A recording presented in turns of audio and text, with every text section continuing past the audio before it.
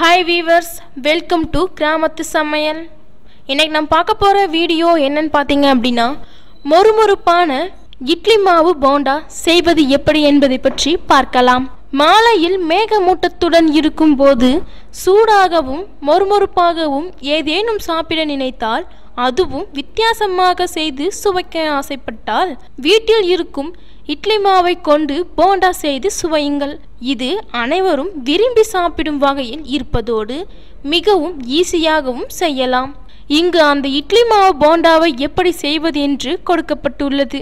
அதை கேட்டு சுவைத்து எப்படி இருந்தது என்று எங்களுடன் பகிர்ந்து கொள்ளுங்கள்.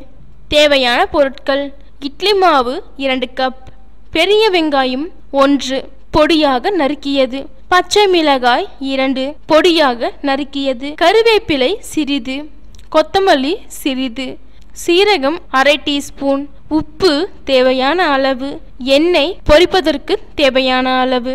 செய்முறை: முதலில் இட்லி மாவுடன் எண்ணெயை தவிர அனைத்து பொருட்களையும் சேர்த்து தண்ணீர் சிறிதும் சேர்க்காமல் கலவை சற்று கெட்டியாக இருக்குமாறு போண்டா பதத்திற்கு கலந்து கொள்ள வேண்டும். ஒருவேளை மாவில் தண்ணீர் அதிகமாக இருந்தால் அதில் அரிசி மாவு சிறிது சேர்த்து கொள்ளலாம். பின் ஒரு வாணலியை அடுப்பில் வைத்து அதில் பொரிப்பதற்கு தேவையான அளவு எண்ணெய் ஊற்றி சூடேற்றி கொள்ளவும். எண்ணெய் சூடானதும் அதில் கலந்து வைத்துள்ள மாவை சிறிது சிறிதாக எடுத்துக்கொண்டு எண்ணெயில் போட்டு பொன்னிறமாக பொரித்து எடுத்தால் இட்லி மாவு போண்டா ரெடி. ஓகே வியூவர்ஸ், மேலும் இது போன்ற ரெசிபிகளை தெரிஞ்சுக்கணும் அப்படின்னா எங்களோட சேனலை சப்ஸ்கிரைப் செய்யுங்கள். தேங்க்யூ.